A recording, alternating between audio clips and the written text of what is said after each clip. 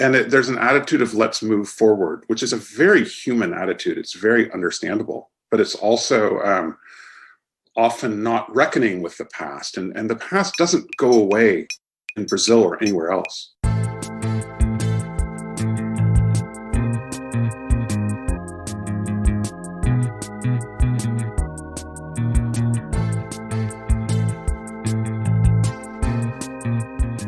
Hello friends, it's Alpha Bunga Bunga. The date is Thursday, the 20th of August.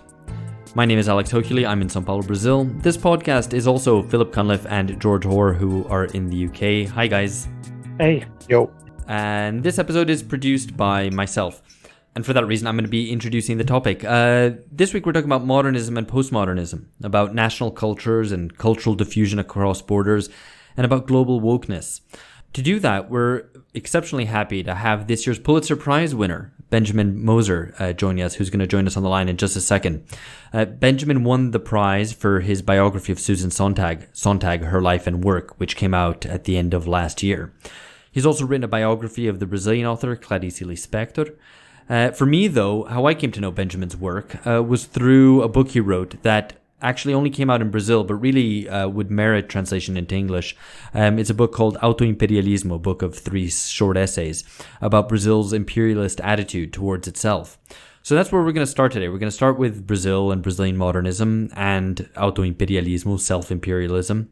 Then we'll move on to Sontag as a way of discussing a number of themes regarding the image, representation, as well as globalized wokeness. It's quite a lot, but I think we've got the right person to talk to. Autoimperialism and Sontag with, I think, our second Pulitzer Prize winner after Glenn Greenwald. So yeah, looking forward to it.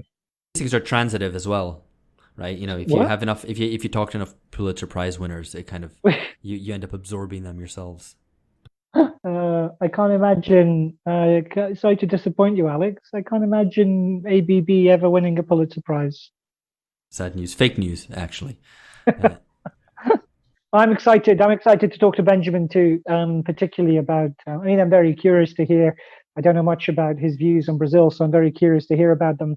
But I'm also very interested in Susan Sontag because I think she's such a pivotal figure in terms of the 80s and the post-Cold War period in particular. And she kind of straddles that whole era. And so I'm very curious to talk to Benjamin to hear what he has to say. Yeah, absolutely. We're going to try to cover a lot of ground. Hopefully Benjamin will guide us through this, as I'm sure he will. So let's call him up now. Okay, hello, welcome. We're delighted to have Benjamin Moser with us, and I'm so happy to be speaking to you, Benjamin. Thank you. It's great to be here. Yeah, no, so the way this is going to run has already been explained to listeners just before we've started speaking. So we're just going to dive right in. We're going to start with Brazil, of course, and Brazil and modernism as a way of moving towards near to our times.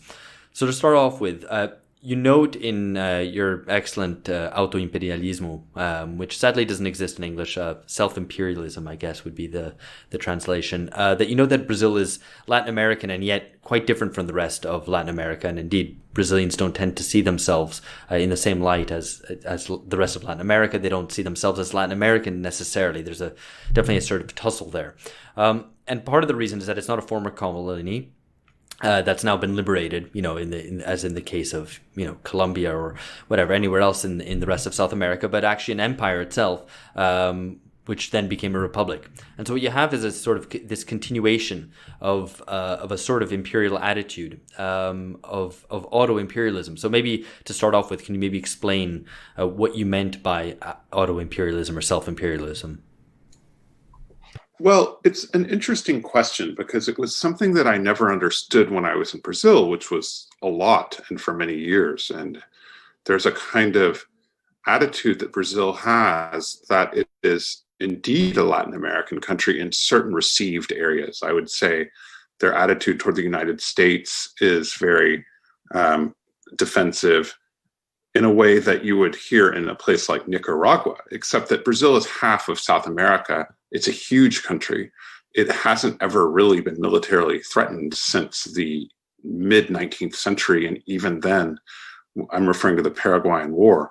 You know, Paraguay was a tiny little country And Brazil was allied with a very big country, Argentina, and another small country, Uruguay, in this war. So actually, Brazil has this fascinating history of peace. In fact, it also has more international borders than almost any country in the world. I think it has 10 or 11 different countries that it touches. And somehow Brazil has always managed to be peaceful externally. In part credit to luck, and in part credit to a very vigorous diplomatic tradition. And at the same time, Brazil feels threatened. There's a mood in the air that people are coming for us. And I always wondered about this, and you see it really explicitly in a lot of the monumental architecture of the 19th century, which I found really fascinating, which portrays not foreign invaders, but it actually portrays domestic invaders, who are a series of the explorers. They're not the Portuguese explorers. You very rarely see them. You might see Pedro Alves Cabral every once in a while, although I'm sure he's been canceled by this point. And but you see the people who were from Brazil and who went inland and colonized Brazil. And I was really fascinated by the sexual implications of this, because I come from a literary background, and I've written a biography of Clarice Lispector, and I've really, Brazilian literature is something I've spent many years of my life being fascinated by. There's a famous 19th century novel called Iracema by José de Alencar, which is this origin myth of Brazil, in which basically a hunky Portuguese guy sleeps with this sexy Indian lady, and along comes Brazil, half Indian, half Portuguese. This later gets updated to, a third African. But the sexuality of these statues was really kind of comical. If you've ever seen these statues, there's these guys look like a fireman calendar or something. I mean, it's this kind of exaggerated, almost pornographic masculinity. But what were they actually doing? I mean, they were invading Brazil. They were going from Sao Paulo, for example, up to Minas Gerais or Goiás or Mato Grosso, and they were killing and enslaving native Brazilians and also other people, including Spanish people and escaped Africans. And I was really interested in this idea of how a country invades itself. And once I thought of that, you open a newspaper in Brazil every day, and this word invasion comes up a lot. It comes up in terms of invading slums and invading poor neighborhoods. It comes up a lot in connection to the Amazon. It's a word that, and you just see this country almost with a death wish, really, and then the architecture really reflects that. It's Brazilians looking at their own country as something to be conquered. Yeah, and I mean, you note in the book that you give examples of some of these invasions. So the police invade a favela, favela dwellers invade the beach, landless peasants invade the land, landowners invade indigenous territories, developers invade old parts of the city to tear down old buildings and build new ones in their place, and so on. And there's this constant process of, a very modern process, but a very destructive, specifically destructive one in the sense of not really valorizing what has been built up in a constant churn. But how, I think probably for American listeners, they'll think, well, that sounds similar to us. We also had an invasion of, invasion westwards. But you distinguish Brazil's relation to invasion to the U.S. one. That for the U.S. it was more of an invasion from the outside, which kind of influenced the American psyche. So maybe you can explain that, because in the book you note how as an American you want to avoid a sort of yourself having a sort of imperialistic approach to Brazil. Yeah, this is a real problem with Americans who come to Latin America in general, and it's something that I think that is natural because, of course, we do have a history with Latin America. We don't, in fact, have a history with Brazil in that way. We don't have that history with Argentina. There have certainly been moments, particularly with the coup of 1964, but it's not like looking at it from Mexico or from Cuba or from Central America. It's a very different story. And so you're very careful, and I think people get to be over careful. A lot of Americans come to Brazil and they don't really, they buy into this sort of poor me idea that a lot of Latin Americans have about their own countries. Sometimes it's true and sometimes it's not true. In fact, in Brazil, Brazilians manage to kill more of each other than in most real wars with foreign countries. So, when I was doing my last book about Susan Sontag, the total number of people killed in the Bosnian Yugoslavian War, which was a horrible war that lasted forever. It lasted for like 6 years, and it was just had concentration camps, and it was this absolutely appalling thing. It was something about, it was like 200,000 people died in that war. Now, if you know Brazil, you know that roughly 50 to 70,000 people die every year in violence, just intra-Brazilian violence, whether it's with the police or whether it's on, in rural areas. So I thought that the metaphor of war and of invasion wasn't actually inappropriate. If you compare it to a place like Yugoslavia, Brazil actually comes out behind. And I think that that's something that Brazilians live with in a way that is it's very pervasive. The fear in Brazil, the fear of going to the wrong street, the fear of going to the party and not being sure if it's going to be too late by the time you get back and you're going to have to drive through some other area or whatever. That's something that, if you're Brazilian, so I don't need to explain this to you, but to people who are listening, that is a kind of calculus that Brazilians make dozens of times a day. Yeah. And, but it's a very, I think the comparison to, I used to study comparative literature and I never could understand what comparative literature meant.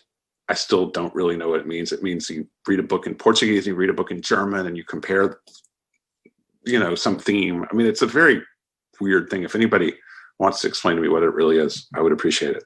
But I think, comparison is very important when you're trying to understand social and historical processes. And the other countries to compare Brazil with are not necessarily other Latin American countries. I mean, this is where I think you're right, that Brazil is part of Latin America, and it's also so huge that it actually, I think it should be compared with the big settler colonial countries. Like Argentina. It either looks inward, I mean, it can be quite insular in that regard, or it looks outwards, not to its neighbors in the rest of South America, but maybe traditionally to France or more recently to the US. So yeah, I think that dynamic. Well, I mean, I think you should compare Brazil to the big countries that are, because bigness is really important mentally. I think, Brazil is much more like the United States or like South Africa or like Argentina than it is like Bolivia. I mean, there's a certain resemblance in certain ways to other Latin Americans, but Brazil becomes very interesting when seen in that sense. And in that book, I compare that architecture also to places like Johannesburg and Pretoria and Washington and Buenos Aires, where you see the same kind of these monuments to conquest. Benjamin, George here, just a question, I guess, maybe on a possibly slightly more positive aspect of Brazilian culture. And this is the modernist tradition.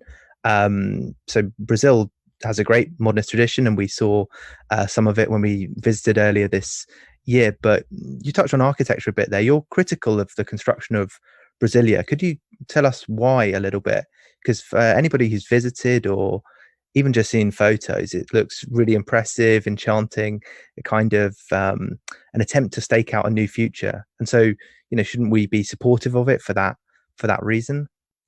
Did you visit Brasilia? No, but I've seen the photos, and okay. Alex has communicated some of the partial enthusiasm for this. It does seem on video and in documentaries like a quite a strange place, but certainly having a pretty impressive idea behind it. Well, it's interesting that you haven't been there. This is something that Susan Sontag writes a lot about the difference between the image and the reality. Brasilia is extremely attractive photographically. It really is impressive. It's kind of wacky. It's really modernistic in that way that things are modernistic that are really trying hard to be modernistic. When you go there, it's a very different experience. And you can like the buildings, which are really all on one axis. I mean, it's a bit more than a street, but it's less than a neighborhood. It's really just one monumental line up of things. And then coming out from that on either side, like the wings of an airplane, are the residential areas, which is, it was built in the 60s and 50s. It kind of looks like it was built in the 60s and 50s. It's not an uncomfortable place. People don't mind living there, actually, for the most part. And but what's fascinating, if you're lucky enough to live in the Plano Piloto, in the kind of the main center, the original plan of the place, then yeah, sure, it's fine. Well, this is where I'm going with this. Yeah. Exactly. I mean, that is the gentrified center of town where the ambassadors live and where the minister lives and where all the sort of well-to-do white people live. And then there's this quote unquote green belt around it. And then, which is quite big. I mean, it takes 30 minutes to drive through it. It's just plants and there's nothing there. And then all of a sudden you come to Brazil. You come to the non-gentrified actual place that feels like you're back in Brazil. And one of the things that feels like you're being back in Brazil is that there's an incredible amount of class discrimination that is built into the actual body of this thing, because the people who live in the center are automatically protected from these other people who happen to be the people who do all the work. So all the people, they cram into these little buses. And it's also, though, you get very bored. Alex, correct me if I'm wrong. Brasilia is really boring after a couple of days. I've never lived there, but I've spent a bit of time there, and I have plenty of friends who have lived there, and yeah, it does seem to, and it's a very, it's a bizarre place because it's a really car-oriented city, in a way in which lots of other Brazilian cities, at least more towards the center of them, aren't. So yeah, it's definitely a strange place. I would encourage any listener who is curious, definitely go visit it. It's worth 3 days there, absolutely. I think it's worth 3 days, but the thing about it is that it's a cool place. It's a wacky idea, and there is a lot of architecture that you won't have seen other places. The problem is Brasilia is explicitly described from the very beginning, and actually there's a weird vision that happens in the late 19th century, and then there's all these people that think that Brazil is too much concentrated on the coast and it needs to actually take possession, which is another sort of sexual metaphor of the interior, which you understand because Brazil has a lot of areas that could be developed and exploited. You can understand that if you're a politician, especially 100 years ago, that you would want to make, really develop the interior. But the ideology is explicitly about leaving Brazil behind. They feel that particularly Rio de Janeiro is decadent. It is a place where people are a little too comfortable. There are too many whorehouses. There's too many beaches. We need to reinvent Brazil. So what you see actually is that Brasilia becomes this affirmation of the nation, but at the same time, it's also explicitly wanting to leave the nation, which is, and has always been basically on the coast. And the reason it's basically on the coast, if you've ever read Brazilian literature, is that most of the interior of Brazil is extremely inhospitable.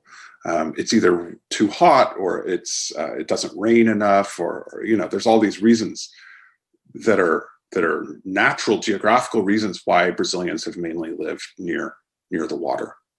I think that's a great encapsulation, part of the representation of the nation, but trying to somehow escape it as well at the same time. So yeah, I think definitely have to visit it next time we come to Brazil and get beyond just the image. Yeah, it's fun to see, actually. It is, because it's such a visually appealing thing, and it's actually quite simple in the way that I think good postcard architecture is really simple. You recognize it immediately. And then you go there and you think, wow, that's really cool. And then after 3 hours, you're like, okay, like, where's the, I don't know, like, where's the real city? Yeah. I mean, I feel that way often in North American cities. I mean, other than maybe San Francisco or New York, that you kind of go, where am I meant to be? Where's the center of this place?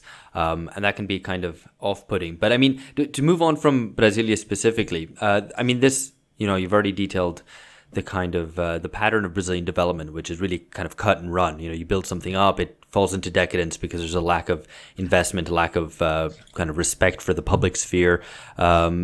And so it's just left to rot, and then you kind of thrown away, and you move on to pastures anew. Fast forwarding to today, you get maybe a sort of slightly different attitude, or rather maybe a new inflection to that old attitude of cutting and running.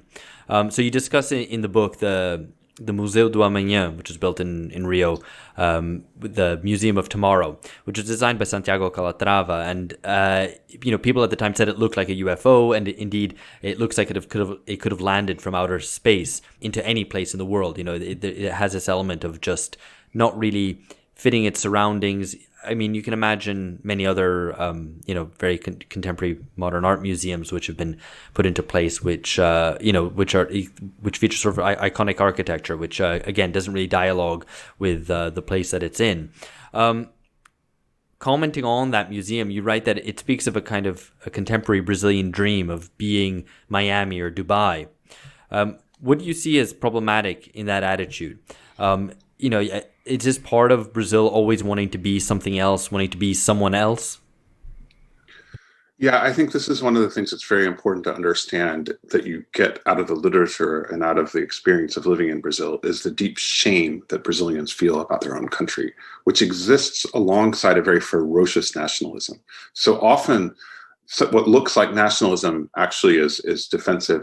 And actually, Brazil has a long tradition of this. The Museu do Amanhã, which is a fascinating building. It's fascinating as a sociological thing because of where it is. I mean, it's actually it's in a square in downtown Rio, which is the old square where the boats came in. So it's very historic in that sense. So a lot of the boats that came to Rio, as I'm sure I don't have to explain to people, had African captives on board, actually more than any other port in the world. Africans were enslaved and brought to Rio de Janeiro. And literally, really close when they were excavating this thing, which they did for the Olympics, the Cais do Valongo, which is it's one of the sort of Auschwitzes of the world, which is where the slaves were unloaded.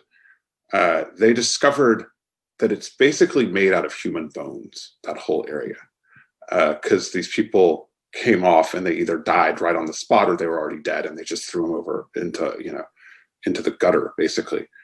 On the other side of the square is something called Avenida Rio Branco, which is used to be called Avenida Central, which was built in the early 19th century on a Parisian model. And in order to build this avenue, which was the absolute top when Rio was the capital of elegance, culture, it was where all the fashion houses were, where all the bookstores were, where all the pretty people walked up and down the street, often wearing three-piece suits, which is kind of funny when you see the old pictures. And in order to build the Avenida Rio Branco, an incredibly massive part of the old city of Rio was destroyed, including even people who were in their houses when the demolition crews came. It's fascinating to see this geography unfold because actually only maybe a 5-minute walk from there, from the Museu do Amanhã, you have, for example, the house where Machado de Assis was born, who was the greatest of Brazilian writers traditionally. And he was born in a poor family in the 1830s. And it's all still there, actually. But the money, and it was hundreds of millions to build all that stuff. If you know how Brazilian libraries are funded, how Brazilian museums are funded, how Brazilian schools and hospitals and all these things are funded, and you think, like, why would they do this when they have all these other pressing needs? Well, I mean, it's a big country, so it can afford to build a new building. It's not really that, but it's about the name of the museum, which we haven't translated. It's the museum of tomorrow. So Brazil is always pursuing tomorrow in a way that literally implies getting rid of yesterday. So, you have this history of these slaves and this quite shocking place. And there's an attitude of let's move forward, which is a very human attitude. It's very understandable, but it's also often not reckoning with the past. And the past doesn't go away in Brazil or anywhere else. No, absolutely. And I think, that sort of attitude has been, again, I kind of manifest in a certain way as to look now. I mean, now the way it manifests itself is in looking to the United States, and you can almost see this in different parts of Rio. The old elite bits of Rio, all the names of the buildings are all French names. And whereas if you go to more kind of new area, also wealthy, but with new kind of more glass and steel skyscrapers, the names are all kind of Miami or something in Florida or something in the United States. And I guess, that's the current incarnation of the Brazil's desire to kind of leave its own self behind. But on the other hand, I still think that Brazilian modernism maybe still has a certain edge, or at least it persists in a way that it doesn't in the United States, for example. I say this both because the modernist project of mass inclusion is still very incomplete in Brazil, but also because there's still a degree of tradition to face off against. Again, in a way that more, let's say, postmodernized societies don't. Do you buy this argument? I mean, this is something that I often tussle with, so I'm curious what you think about it. Well, I would say, just to return to Brasilia, you said that there's an ideal of mass inclusion. In fact, what you see in the modernist city of Brasilia is an idea of mass exclusion. So we're going to build a Brazil that actually keeps all the dirty people far, far away, where we don't have to see them, and we can just kind of live in this dream Brazil where we have actually no past. I think that modernism in Brazil is a fascinating subject because it's actually very persistent as an idea. I mean, the first modernist building built in Brazil, traditionally thought of, is the Ministry of Education in Rio, which is from 1936. And if you go back a little more to 1922, which is the traditional year that modernism begins in visual art and literature, you see this absolute thirst to be modern and to be national. So, you said actually between the French names and the Miami names, what you also have, which is very funny in those kind of buildings, are Indian names.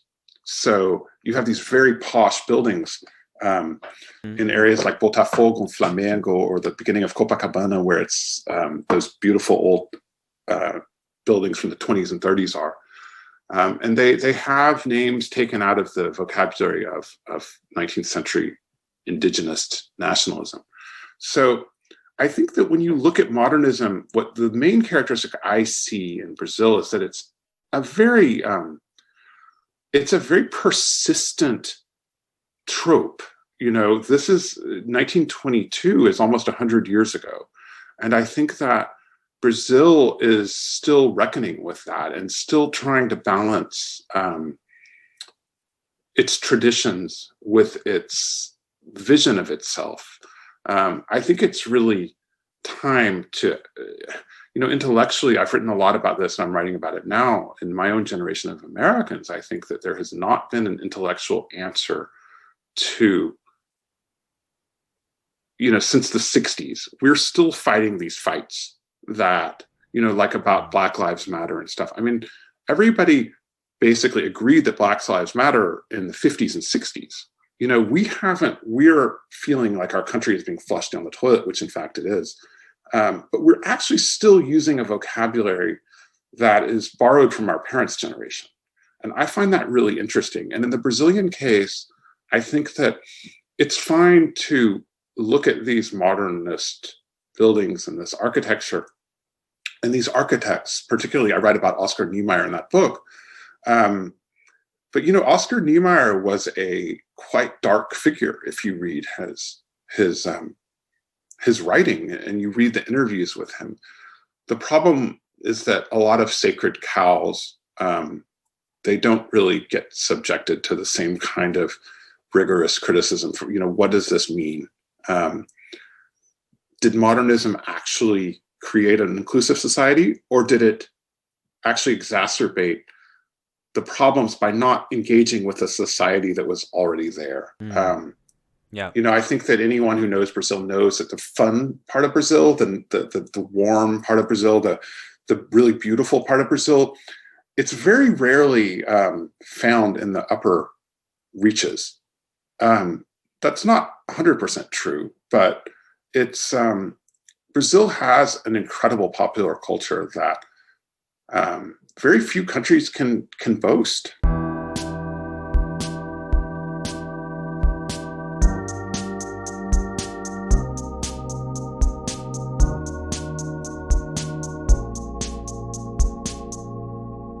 I do want to park Brazil for the moment, because I would be nice to move on and talk about Sontag, as well as, as a way of discussing the move from modernity to postmodernity, which is already a theme that has cropped up in these discussions about Brazil. Yeah. So, hi, Benjamin. This is Philip from Canterbury. Listening to you talk about, and this is something which I think it's something which is we've touched upon at various points over the course of in various kind of discussions we've had on here.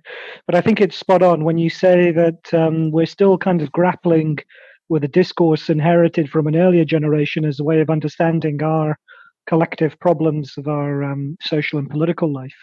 And I suppose, listening to you just now, I suppose I wanted to ask, to kind of bend that to a question about what prompted you to write the book about Sontag. Because reading your book, I was I don't know if this was your intention, but I got a feeling she's someone from a different generation. And that her kind of views and her and what she stood for, and the kind of world, even more importantly, the kind of world that she inhabited, the kind of intellectual and political world, and particularly that world of New York. As far as I can tell, I obviously don't live in New York, but it seems to me to be gone, and it's now kind of a Manhattan, of entirely kind of dominated by I suppose the banks, and the world of the kind of the old New York kind of intellectual world has effectively been eclipsed. So I suppose it's a roundabout way of asking you what prompted you to write the book, and why do you think that we need to know about Sontag now? What do we need to know about Sontag now? Well, that's absolutely right. I think that Sontag was always seen as a figure who was very contemporary. I mean, she was born in 1933, so we're talking about Brazil in the 30s or the 20s. She comes from a very different world, and I think that people, because she looks the way she looks, and because she was photographed in a certain way, if you look at the cover of my book, she looks like somebody who could be walking down the street right now. Actually, the photograph on the cover of my book is from 1977 or something. So that's, almost 50 years ago. And I think that one of the reasons that I loved reading and thinking about Sontag is that you see really how much has changed. And you see that grandmother's clothing, or her silverware, whatever you want to call it, is really talking about a very different world than the world that we inhabit. And at the same time, I think one of the things that we've lost, and I think this does apply to Brazil as well, it certainly applies to the UK, and it certainly applies to the US. I hope not everywhere, but definitely those three, has been a loss of the sense of tradition in the desire to become modern. And I think that there was a real, it's something that you understand, if you've ever been to Asia, you see the desire to just get rid of all the old crap, and you start to actually understand it after a while, because you think, okay, enough already. Enough Confucius or whatever, Machado de Assis, let's move on. But in fact, losing that sense of our tradition is a way to lose whatever would be really useful about being modern. Because what would be modern is to look at the old questions and take them in a different direction. Because in fact, societies, I mean, this is true of, well, pretty much everywhere. Societies are like people, they usually have similar issues. I mean, like, I'm speaking to you from the Netherlands. Dutch society, as much as it's changed over the past 200 years or 100 years or 50 years, it's almost like a full-grown animal. It's different from France. It's different from Germany. And I think that Sontag really shows you what to be interested in and how to look at it and how to understand things in a way that I don't think there's another figure, certainly from contemporary, quote unquote, life, that can give you as much a sense of how a modern thinker can engage with the past and then help create the future. That's what I've always wanted to represent in the writing that I've done, about how those conversations advance. I think one way of maybe talking a little bit more deeply about Sontag would be to refer to, I think, what is most likely the bit of Sontag that most people have read, which is her notes on camp. And I think one way to get to discussing this is to reflect on the fact that Donald Trump is America's first camp president. I'm not sure if you'd agree with that. It's actually interesting that Sontag calls Charles de Gaulle quite camp. So that kind of maybe in many ways, Trump was preceded by other antecedents. Berlusconi for one. I mean, do you see anything in that in Trump as camp, and in some way as saying something about the American public sphere today? I think that Trump has a campy side to him, but I think that he's actually not the first camp president. I would give that honor to Ronald Reagan, because a lot of what camp is about is performance. Reagan was a completely vacuous person, but he was an excellent actor, and he was really good at all the ceremonious elements of the American presidency, which Trump is not. Trump has no sense of decorum, and this bothers people who think that sort of thing is important because they can write a column about it and get really worked up about it, instead of actually wondering why Donald Trump is president, why, for example, why that is the fault of the Democratic Party as much as it is of anyone else. I think that the camp ideal, if you want to call it that way, and one of the reasons that Sontag was so uncomfortable with it is that there is a severance between the reality of what somebody is saying and the way that it's being said. So Reagan, in fact, when we're talking about a lot of these things in relation to Brazil, such as creating this facade of modernity literally over the bones of dead people. Actually, quite a lot of Reagan's policies, they weren't probably that blatant, but that is really what they were. I mean, they were about enriching the rich and impoverishing the poor. And he managed to pull it off with a real flair that I think people have forgotten. And Trump is kind of he's kind of the placenta of Reagan, if I may put it that way. Is that an original coinage? Yeah, I just thought of it. So just I guess a question on Reagan specifically. I've heard a story. I don't know if this is actually true or not, that a Reagan speech was played to two groups of patients who'd suffered head injuries. One group who were unable to understand verbal communication, and the other who found it impossible to understand non-verbal communication. And they thought that he was basically talking about completely different things, or that the message was completely different because the words were completely detached from the body language, from the method of presentation. So is this an element of camp, that it's basically a disconnect between style and substance? Yes. I mean, first of all, that's an amazing story. I've never heard that, but I absolutely think it's true. I'm sure it's true. Because actually Reagan he could look like your grandfather, and he could look like this genial man in a ranch house in Southern California. But in fact, the upshot of his policies was quite brutal. And, if you look at someone like Margaret Thatcher, who was his closest international partner, she's not as good at it. She's actually much more, you can kind of see it coming a little more. And some people wanted it to. Reagan managed to be a very radical president without ever having people really dislike him in a certain way. And so camp really, it's often associated with fashion. It's often associated with, RuPaul and that kind of stuff. In fact, camp is about in part, this is why it's such an interesting concept, but it's about the celebration of artifice over substance. So this is why Andy Warhol, for example, is the great camp artist, even though he, it turns out, was much cannier about this than, he was aware of what he was doing. I think the real camp champion kind of does it by accident.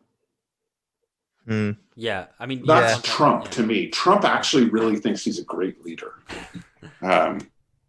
supposedly. I think that's, one aspect of camp as well is that it refers to a sort of post-satirical age that, you had parody or satire, which both tried to sort of unmask seriousness. And then, camp speaks for the age beyond that when satire or parody no longer work. And I think that's something which very much applies to Trump and to the age of Trump, where things seem completely beyond parody. Absolutely. And I think that, camp was all about codes. So that's why, coming back to what you said about two people hearing the same speech or not hearing the same speech and getting completely different messages out of it, camp comes out of gay culture. And so gay culture, especially at that time, couldn't really say what it meant. So there were all these ways to hint at things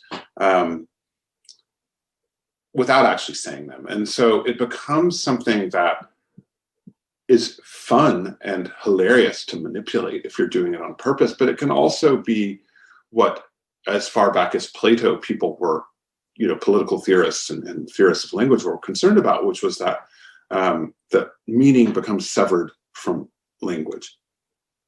And this becomes this is a concern that always fascinates me.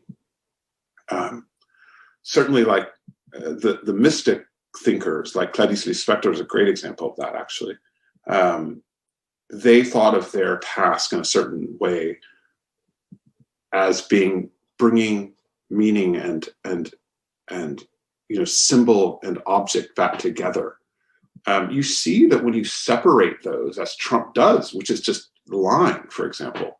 Bolsonaro does the same thing, actually, and so does Modi in India is very good at this.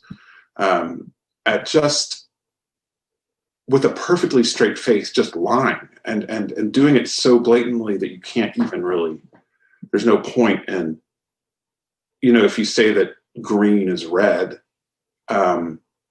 you can't really correct that. It's not a fact-checking thing. It's a completely different political operation, and it's the basis of tyranny. Yeah, no, indeed. And it is something which I think we've tried to grapple with on this podcast a number of times. I did want to move on, though, to a question which maybe will end up kind of doubling back to the themes that we were just talking about, but specifically that Sontag was a Freudian. And in this broader theme that we're discussing of the transition from modernism to postmodernism, one way of thinking about that is to see it as a move from the rational ego to the self. And it's also a story of leaving behind Freudianism as of the 1970s. I mean, you have basically a century of Freud, and that kind of comes to an end around that period. Sontag herself kind of straddles that period. So I wonder how you place Sontag in relation to Freudianism, and maybe as a sort of addendum to that question. I think you note that Sontag claimed Freud Sontag had claimed Freud never envisaged a society or a civilization without repression.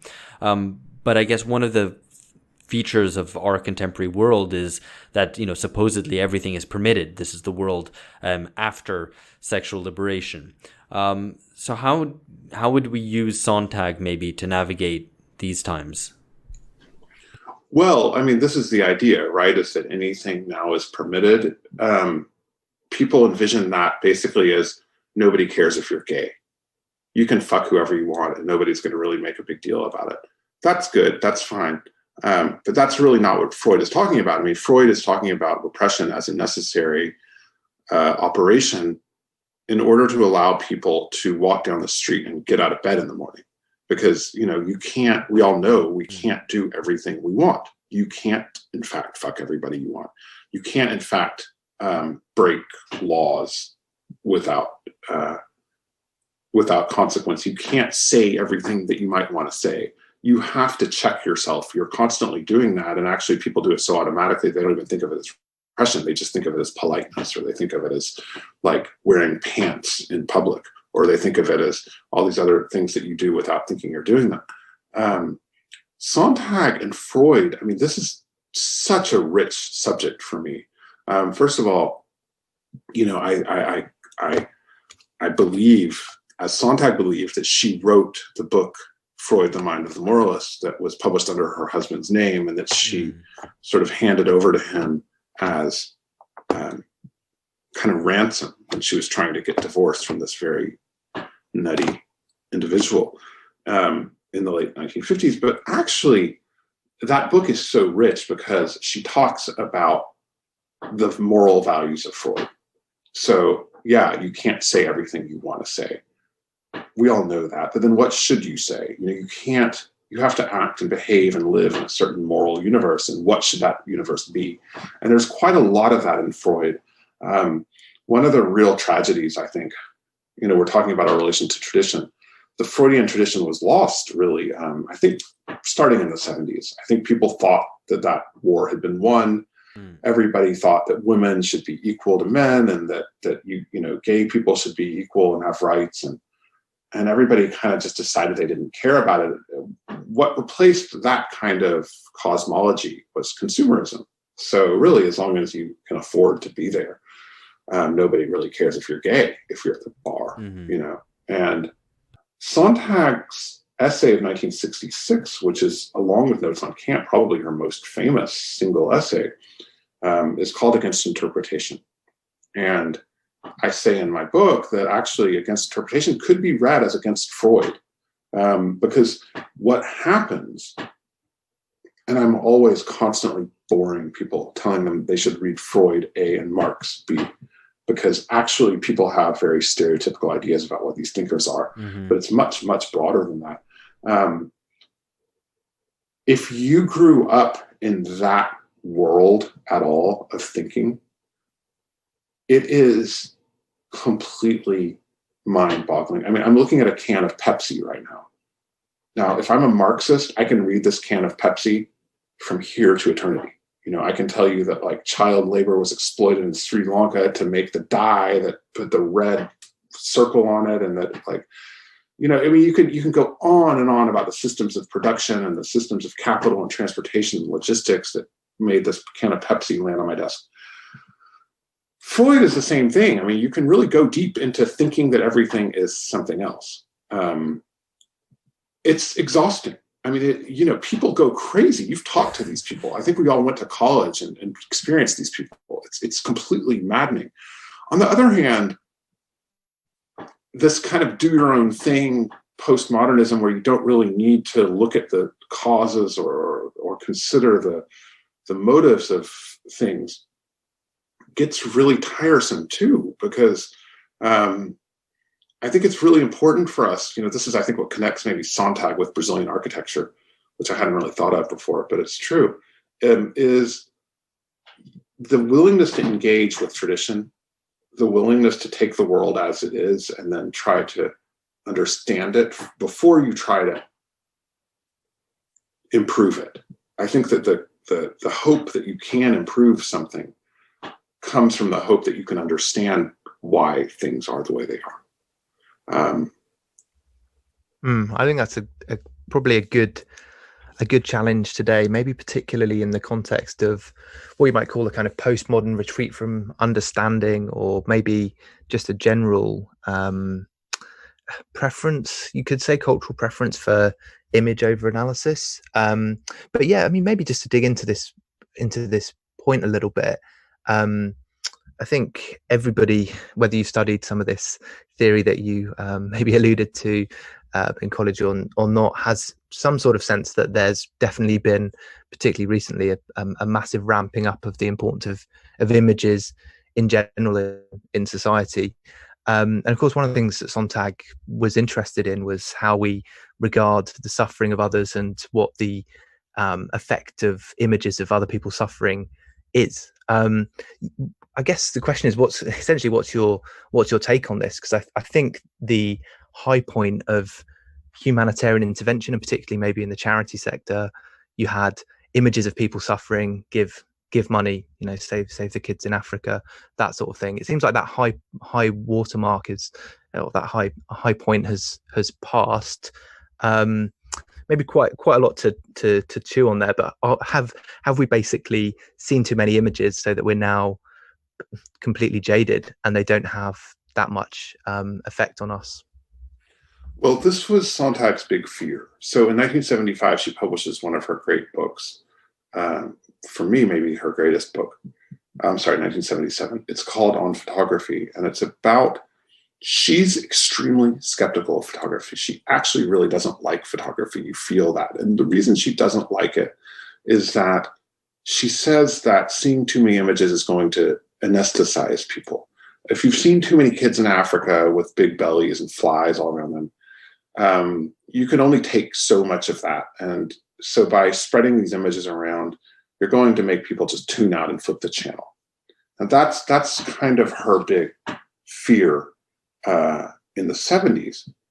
What's fascinating about Sontag, I mean, so many things are, but she's always arguing with herself, and she's always coming back around and saying, however, on the other hand.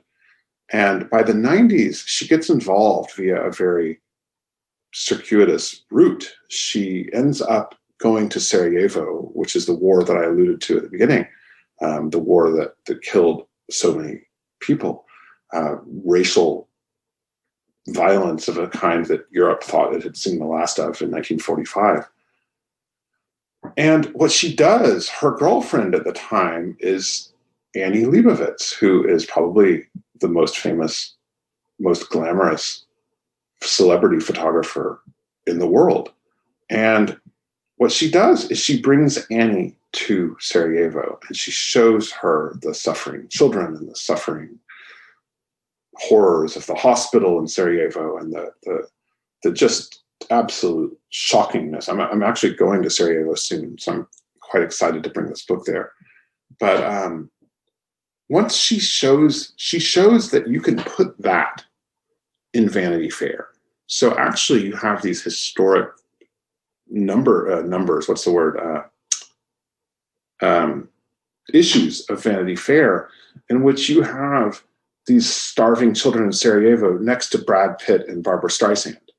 So it actually, Sontag loves that. She loves that you can use this kind of trashy celebrity vehicle in order to make people aware of what's happening and show these housewives who are flipping through this at the beauty parlor what's happening, because otherwise, we live in the media environment that we live in which it's very hard for all these horrors to penetrate.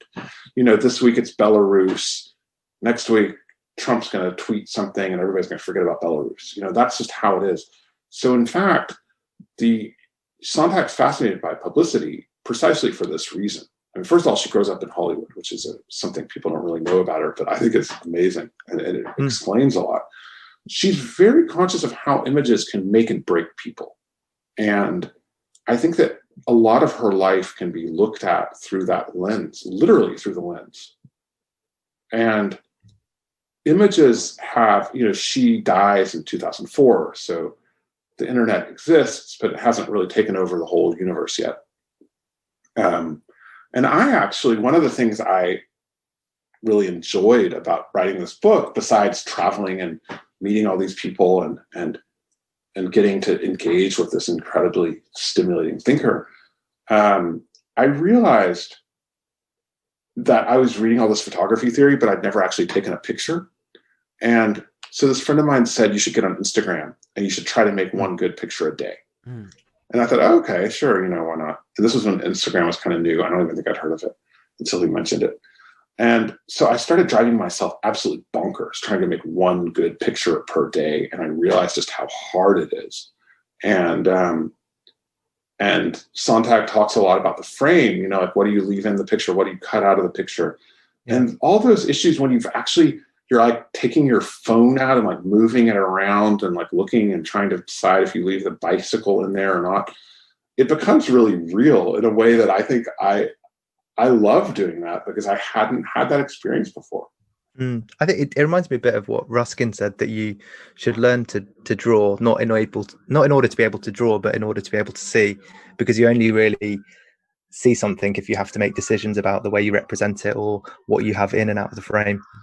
Absolutely. And it reminds me of something. I studied Old English in college, and which is, one of those very useful things that I learned in life. And I actually love things like that. But I remember the professor saying that the world needs more amateurs. Like, it doesn't actually matter if your Beowulf is perfect. Nobody really cares. It doesn't make any difference. But the more poetry you read, the more languages you learn and that kind of thing, the more, languages, whether they're foreign languages or languages like the language of photography or drawing, the more you try to do it yourself, the more you have an appreciation for the people who are really good. Yeah, and I guess that's something that is quite tricky to do today, because it's all of that cost of essentially not doing it perfectly. That it's so easy to get a perfect Beowulf or high quality pictures. It seems to be, what's the point of doing it yourself? Yeah, I think that's the sort of side that makes us human, isn't it? And it's like trying and failing. A lot of the stuff about Sontag, actually, some people criticize me for talking about the things that she didn't do as well, of which there are a lot. But actually, I didn't see that as criticism. I saw it as this incredibly brilliant mind engaging with all these different things. And nobody engages with as much as Sontag. Nobody goes as many places. Nobody knows as many people. Nobody reads as many books or sees as many movies or goes to as many plays or operas. I think that openness to trying and failing is really, people are really scared, I think, now. I think people feel very precarious, and they feel very willing, in a sense, to risk failure. And it's not a failure. Like, if you don't know Beowulf by heart, seriously, that's just not the biggest problem in the world. This discussion here kind of prompts me to think about the question of representation. We've already discussed Sontag's against interpretation. And one thing that strikes me about the contemporary moment is this overweening literalism that you have today, which also in a way also relates to what we were discussing a little bit before about analysis and about image over analysis. Basically, what you have today in a way is it's sort of representational correctness, or to put it, another way, or maybe a more obvious way, political correctness in art and media and culture. Just to take an example just to kind of situate us and situate maybe the listener, in a contemporary example, how I'm actually, it drives me to distraction just to repeat this. But, I think there was this scandal a couple of weeks ago about, BoJack Horseman, the animated series, where the voice actor for a woman of Vietnamese descent was there was a scandal around this because it turned out that she wasn't played by a woman of Vietnamese descent. For only someone of that background could really understand that experience and so on. Again, this is a cartoon. So how would we maybe use Sontag in relation to that? Because I think she was I don't know how do we end up going from, I guess, against interpretation, which I think had a lot of currency to today, where we end up also kind of, we move even further beyond any sort of interpretation and want just a very literal representation of things. I don't think it's just the representation that we want. You say this is a cartoon, this thing about the Vietnamese woman. I hadn't even heard about that, but I mean, I'm totally unsurprised. This is something that is a real problem. I mean, this is something that people get attacked for all the time. I mean, we all know of cases of people who have been absolutely pilloried for these little thought crimes, even if they're, completely fake and made up. And I think this is what the left has accepted in place of actual political power. I think that the left is constantly in this circular firing squad, constantly denouncing everybody for being racist or classist or sexist or homophobic or whatever. Meanwhile, I think that it's very important to point out, it's interesting to be talking to a Brazilian about this, because who is president? Donald Trump and Bolsonaro are president. Modi is president. Erdogan is president. Boris Johnson is there. All these, these people in Poland and Putin. I think that the longer we insist on this kind of ridiculous, people yelling at each other on Twitter, the farther we get from actually creating any social change. And I think that it's fascinating to think about this in terms of Sontag. First of all, Sontag was an incredibly controversial person. She loved a fight. She didn't always love a fight. Sometimes she got in over her head, which is also kind of fascinating when that happens, and about issues that we don't even remember were issues these days. But I think that, some of the things in her personal life, she would have been absolutely destroyed for some of the things she said. And I think there's a need for people to get things wrong in a way. There's a need to let people evolve and to have debate. What I see now in the cultural world is a real fear. I mean, people don't want to say anything. You get these people all up in your Twitter account, and it's and it's very hard to defend yourself on social media. That's one of the things that social media it's a simulacrum of debate.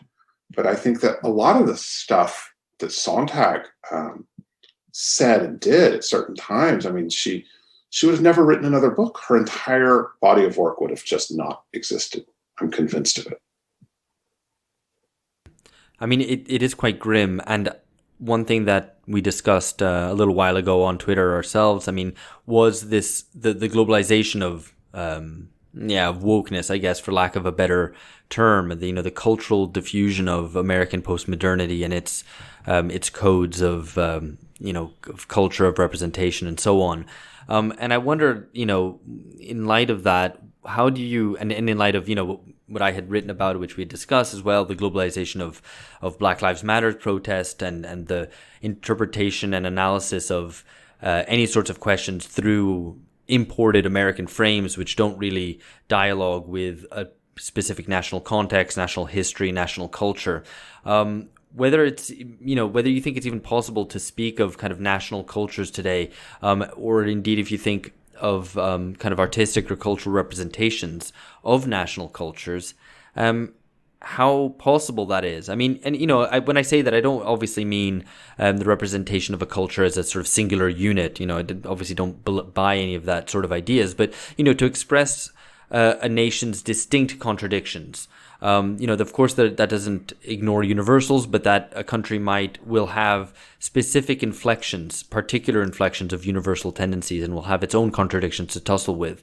And whether we're able, I guess, in today's times, whether we're talking about Brazil or whether we're talking about Britain or Holland or wherever else, now able to have those discussions without importing American frames. I think it's really important. I think that nation states, or whatever you want to call them, specific languages, specific cultures and political cultures and media cultures, they are their own thing. And the amount, I mean, I've lived in Holland for many years, and I've seen how the Dutch, who speak perfect English and who feel themselves in a sense to be part of the Anglo-American continuum or culture in a lot of ways, they don't understand the United States. They really don't, and they think they do, and it drives me insane. Every American in Europe will tell you this. They're always explaining why you should get rid of the Electoral College or what's wrong with the Second Amendment or whatever. And you think, okay, Yeah, like first of all, this is what I get getting back to my coming down to Brazil and writing about Brazil and writing for Brazilians, and I write in Portuguese as well. I'm not trying to mansplain Brazil to Brazilians. If you tell Brazilians that they have a problem with social inequality, that's not a revelation to any Brazilian. So they don't really need the guy from Cincinnati or Denver to come down and inform them of that. On the other hand, the thing about American culture that always fascinates me is that as much as people define themselves against it, they also define themselves in relation to it in a positive way. And so something like Black Lives Matter comes along, and you can look at a country with Black people like France. We've had it there, Britain or Brazil, and they think, oh, like we've got Black people too, and we have problems with the police, and we have racism. Yeah. So we're going to jump on board with this thing, and losing the national context is really dangerous, because actually it's a way of not grappling with your own problems. I mean, if you George Floyd definitely gets killed in Rio too, but it's a very different context, and it's a different political context, and it's a different way that you should respond to that in order to really create change, instead of just performing wokeness, as you say. And I think that it's something that we increasingly, in the globalized world, what Americanization means, and this is something I really like to stress to foreigners, people who are, for me, foreigners, is that the United States, in all of its contradictions, first of all, people know about it. Americans are aware that we have a problem with gun violence and with racism. I mean, that's not news for anyone. Yeah. But also all of the things that the United States does to other countries, actually, it does in a lot of ways worse to Americans. We have an unbelievable tragedy in our country, which is that basically the middle class is being destroyed. There is an increasing pressure on people of my generation. I'm 43. My parents' generation didn't have those things. It was kind of okay. If you look at the statistics, a lot of the things about America that are now so outrageous, they've actually gotten a lot worse. We believe ourselves to be on this progressive trajectory, when in fact I think we're not. And I think that failing intellectually, this is something I keep coming back to, and I say it to Brazilians, but I say it to Americans even more forcefully, because I feel like I have more, I know what I'm talking about more. We have not designed a new intellectual framework for looking at our country at all. So when you're looking at Black Lives Matter, this comes in this tradition of, it's not 1964 with Martin Luther King and JFK and Lyndon Johnson. I mean, it's not the 70s with the Black Panthers. It's not the 80s, all these other things. We're in a very, very different time. And yet when I see people, talking about feminism, which luckily, has when I was in college, people would preface things by saying, oh, well, I'm not a feminist, but ... So luckily we've moved on from that. But there is a sense that we are kind of litigating around the borders, and the problems in the world has shifted so dramatically. And it's one of the things that reading about Sontag really teaches you, is that we haven't reinvented this. We're just kind of leaning into it. And so I think it's very important for us, as well as for people all around the world, to look at things anew and really try to figure out what is actually going on. That's what Sontag did. She was aware of the tradition, but she was constantly trying to see, literally trying to see, trying to see other people and see situations, but also trying to see how it had changed and what was different. I think that's exceptionally well put. And I think you're absolutely right that for all the seeming novelty of our world, there's very little creativity in devising new ways of actually looking at and understanding the world. So I think we'll actually leave that here. It's been so great talking to you, Benjamin. Thank you. Yeah, thank you so much for having me. That's our pleasure. Our pleasure, absolutely.